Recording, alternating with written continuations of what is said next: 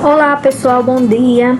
Vamos agora para a nossa aula de ciências. Hoje nós vamos revisar o que nós aprendemos durante o capítulo 2. O capítulo 2 tinha por título Os Animais e ele vai das páginas 31 a 62. Antes de começarmos a revisão, iremos ler juntos o versículo que se encontra lá em Gênesis 2:19. Depois que formou da terra todos os animais do campo e todas as aves do céu, o Senhor Deus os trouxe ao homem para ver como esse lhe chamaria. E o nome que o homem desse a cada ser vivo, esse seria o seu nome. E aí, gente, nós vemos que esse versículo fala da criação, o momento em que Deus criou os animais e deu a oportunidade, do homem dar nome a cada animal. Vamos lá. Bom, nós vimos que os animais, eles pertencem a dois grandes grupos, certo? Os cientistas estudaram, observaram e estavam curiosos, estavam investigando uma coisa que diferenciava os animais. E eles perceberam que um grupo de animais possui coluna vertebral e outro grupo não possui. Então, decidiram separar aí os animais em dois grandes grupos, que são o grupo dos vertebrados e o grupo dos invertebrados. Nós temos uma ilustração aqui, onde podemos perceber alguns animais do grupo dos vertebrados e outros do grupo dos invertebrados. Aí vamos lá. Quem são os animais vertebrados? Para ser um animal vertebrado, precisa ter a coluna vertebral. Tá aqui, ó. Tem essa imagem que representa a coluna vertebral, certo? E os invertebrados não possuem coluna vertebral. Vamos relembrar, na verdade, os invertebrados, certo? O grupo dos invertebrados é o maior. Inúmeros animais, até mesmo animais que nem foram estudados pelos homens ainda, animais raros, fazem parte do grupo dos invertebrados, certo? Os invertebrados são em maior número quando comparado aos vertebrados.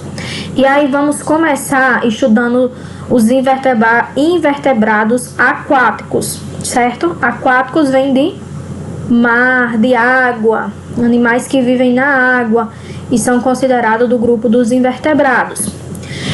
Dentro desse grupo dos aquáticos, tem os animais que vivem fixo, certo? E aí são 3 animais que fazem parte desse grupo. Que grupo, professora? Dos invertebrados aquáticos que vivem fixos. São as esponjas, e aí é só lembrar de Bob Esponja, né? As esponjas são consideradas animais aquáticos que vivem fixos. Anêmonas do mar e corais. Então, esses são os 3 animais do grupo dos invertebrados aquáticos que vivem fixos. Temos também os aquáticos que podem nadar, certo? Vai ser o oposto dos que vivem fixos, né? Os que podem nadar podem se locomover. E aí nós temos alguns exemplos de animais que fazem parte desse grupo aqui. Lesma do mar, água-viva e lagosta. Então, só lembrando, dentro dos invertebrados aquáticos, tem 2 grupos, que são os que vivem fixos e os que podem se locomover. E aí, dentro desses que vivem fixos e que podem se locomover, tem algumas características no corpo deles que também dá para diferenciar, que são os de corpo mole e os de corpo rígido, certo? E aí essas 2 características nós vamos estudar agora, relembrar dos animais que são aquáticos, invertebrados aquáticos. Eles podem ter o corpo mole e o corpo rígido, né? Temos aqui a água-viva, lesma do mar, planária, caramujo, polvo. São 5 animais que fazem parte dos invertebrados aquáticos e têm o seu corpo mole. Percebam que todas as ilustrações elas estão em movimento. Eu procurei justamente com o objetivo de vocês perceberem que o corpo de todos esses animais aqui são moles, né? Agora vamos conhecer os de corpo rígido. Também são animais aqui nesse caso: crustáceo, estrela do mar, ouriço do mar. Esses três animais são invertebrados aquáticos de corpo rígido, certo? Agora nós vamos para o outro grupo dos invertebrados, que são os terrestres. Nós vimos os invertebrados que são aquáticos e nós dividimos eles de os que vivem fixo, os que podem nadar, os de corpo mole e os de corpo rígido. Agora nós vamos para os terrestres, né? Os que vivem na terra. E aí nós temos três grupos dentro de invertebrados terrestres. Temos os insetos, aracnídeos e o de corpo mole, certo? São esses três grupos que nós vimos durante o capítulo que fazem parte do terrestre. Vamos separar aqui os insetos dos aracnídeos. Nós temos aqui alguns animais considerados insetos. Por que eles são considerados insetos? Porque eles têm 6 patas. Para ser considerado um inseto precisa ter 6 patas. Também eles têm antenas, certo? Já os aracnídeos precisam de 8 patas. Temos o exemplo da aranha, escorpião, do ácaro.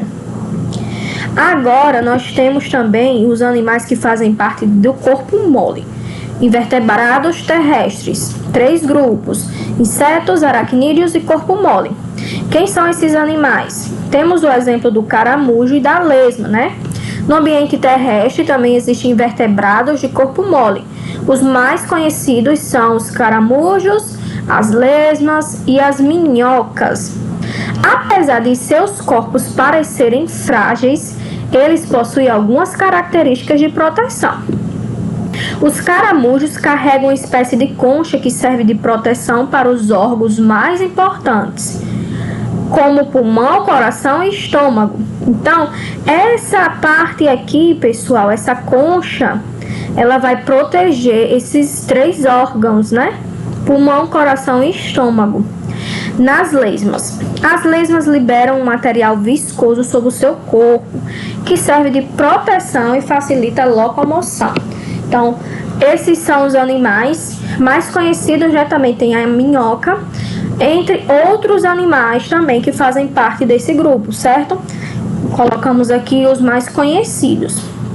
E aí, gente, a parte dos invertebrados fica bem maior a questão do estudo, a questão das informações, porque o grupo dos invertebrados são em maior quantidade, né? Como eu falei no início.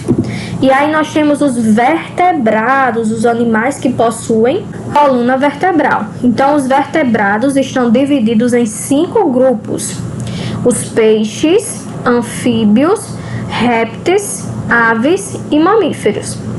Esses são os 5 grupos que fazem parte dos vertebrados. E tem, em cada caixinha dessa tem características do grupo, né? Por exemplo, quem está aqui no grupo dos peixes, os peixes eles vão ser cobertos por escamas, tem algumas características desses animais.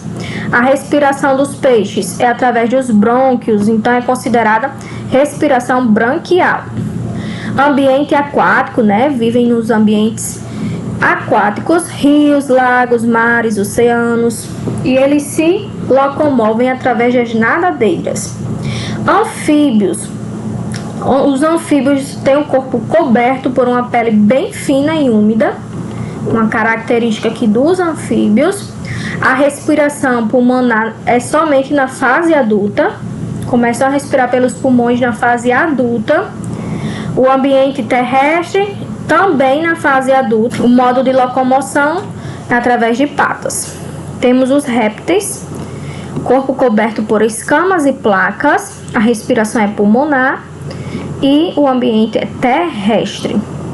Aves, corpo coberto por penas, respiração pulmonar. O ambiente em sua maior parte vai ser o terrestre, né, o habitado pelas aves, e a maioria delas voam, mas isso não é uma regra.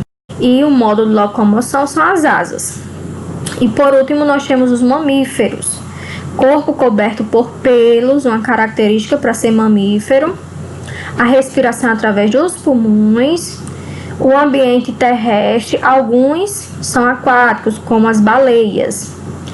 E o modo de locomoção, patas ou nadadeiras. Gente, os vertebrados são mais simples de serem compreendidos porque eles estão em menor quantidade. Então, a revisão foi essa. Vocês irão se aprofundar, retornando ao livro, lendo e relendo os conteúdos relacionados ao grupo dos vertebrados e invertebrados, tá bom? Então, tchau, tchau, até mais.